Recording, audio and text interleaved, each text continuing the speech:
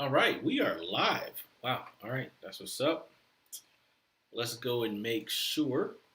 See, we got Facebook. All right, we're live here. All right, all right. Facebook is good. Let's check YouTube. Uh, YouTube looks good. All right. All right, guys. We are here.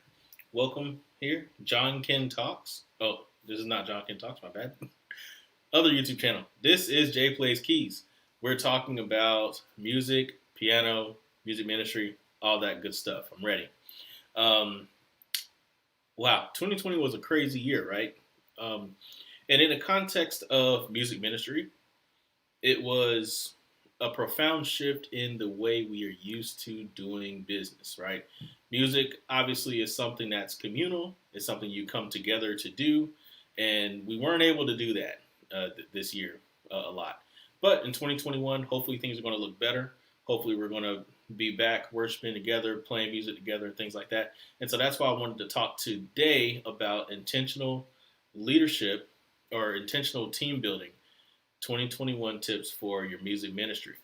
And why am I talking about that? It's because I feel like we might have lost a lot of ground from a team building standpoint in a lot of music groups because we need to be together. We need to be working together towards a common goal. We need to be learning each other, meshing together, and things like that. We weren't able to do it. So, how am I going to, if I'm a music minister or if I am a piano player, musician at a church, how am I going to be that leader that's going to bring the group together so that we can start worshiping and getting things done, right? That's what I want to talk about today. Now, I got my notes down here, got a new camera, so I'm still figuring out this whole setup, so bear with me. But last week I did a live. I said people over performance. And that's kind of the thing I want to drive home this year. I want to drive home people over performance in everything that we do as a musician.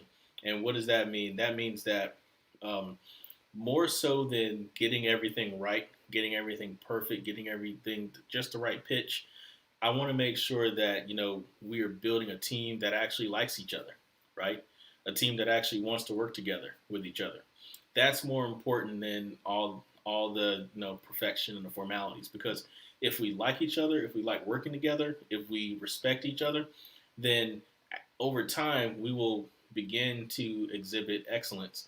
We will begin to exhibit that professionalism that you see in a lot of other music groups that you see, like the guys that you see on TV, right? So people over performance. And how do I exhibit people over performance type attitude? Okay, I'm really big, and I'm probably gonna talk about this later. I'm huge on punctuality, for example. But how am I going to deal when someone does show up late, right? How do I treat that person? Do I treat them in a way like berate them in front of the entire group in rehearsal and just say, "Hey, you're late. I told you guys we're supposed to start at 6:30, blah blah blah." And now that person feels bad, or that person kind of resents me for the rest of the service, or do I say, "Hey, you know, we start at 6:30. This person is showing up at 6:42. Say, hey, welcome. Please find your place quickly. Let's get started." Right?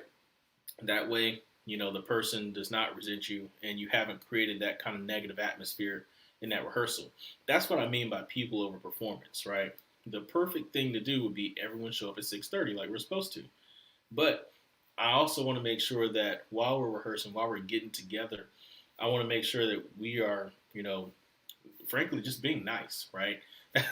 That's something that's going to be really important. And so, in any way that you can find to think of the individual, think of the psychological aspect, think of the person, the spirit aspect before we think about, the rules and the regulations. I think that's going to help us build a more cohesive team, like I said, that trusts each other and that respects each other. And one of the traits that we talk about, traits of a good leader, is that they don't tear down their people in public and in front of people, right?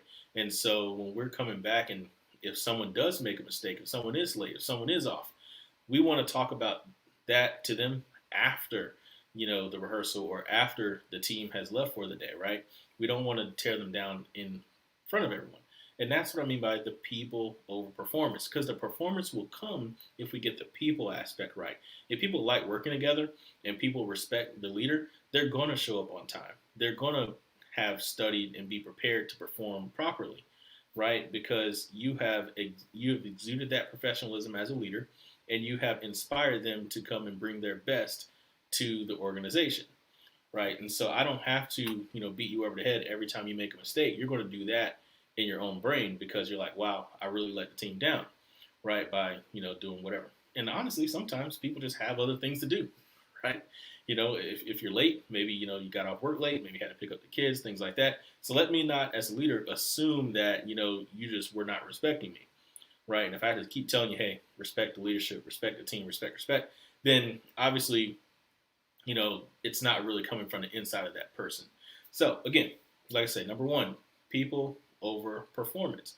People are more important than a performance, because what happens and I've seen it in so many organizations, right, is if you're too heavy on the regulation and things like that, let me move this out of the way so I can talk with my hands. If you're too heavy on that regulation and you're berating people and correcting them in front and they feel embarrassed and they don't feel good, you'll get attrition when people voluntarily leave the organization. And so when you show up on Sunday, right, and you're like, man, let's sing this song, and you thought you had a choir of 15 people and only 14 or 13 or 11 show up, now you're in the bind, right? I've been in a place where, we show up on Sunday, I thought everything was okay on practice, and then when it's time to sing, I have like absolutely no sopranos. I'm like, what's going on here? I can't sing soprano. What's going on? I didn't inspire those people to want to come and do the right thing and bring their best, right? Or whoever the leader at that time. I don't think I was the leader at the time, but that's what happened, right? Because if they felt inspired and they felt like they were part of the team and they felt like they respected every member of the team, they would be making sure that they come on time, or they'd be making sure that they were there, that they let you know, so it's not a surprise. Sorry, I just got a notification, man. I ordered a pizza like 10 minutes ago, and it's like already here. That is wild, man. Papa John's is on point. All right, people over performance. That is number one. All right, so at this point, I'm going to go to my second tip. But if you have any ideas on how do you build a strong, cohesive team in 2021 after being virtual for like 9 or 10 months, I want you to write that in the comments and let me know what kind of thoughts you might have, or what kind of tips you might have. All right, my second tip here: get on the same page with leadership, right? And again, we're talking about being in the context of musician, church musician, things like that, but this works really anywhere.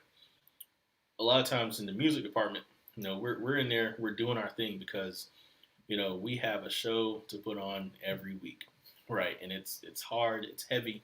There's a lot of responsibility, a lot of moving parts, and people who are not musicians don't always understand everything that goes into putting on this production every week. And so what happens is we tend to, kind of work in the bubble, and then we show up, and then if someone has feedback or something negative type of feedback to say about what we did, then we feel offended because of all the work we put in, right? Can you kind of relate to that as a musician or as a worship leader, right? Now, the thing is, we are supposed to be working in concert with the ministerial staff or the deacon board or whoever it is that leads your organization.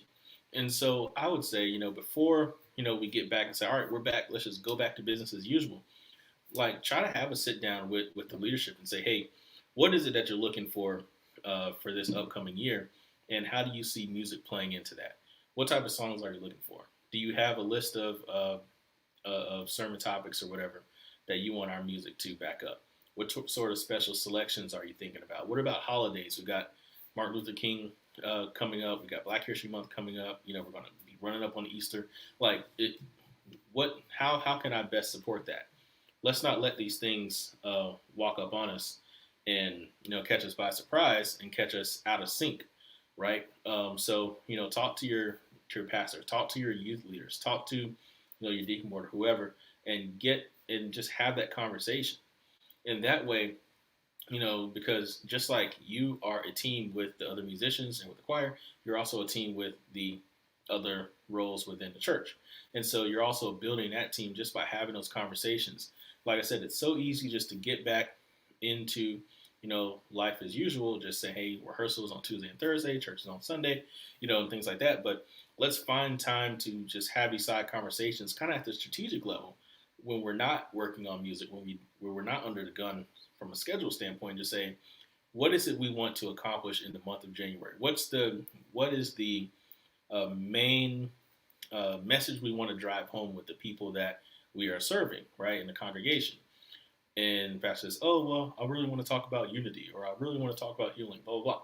And then from that, I, as a musician, I take that and I go and I look at my songs and things like that and say, what are songs that kind of drive that message home, so that the entire service is kind of an arc with the exact same storyline, and we're not kind of, breaking it up, right?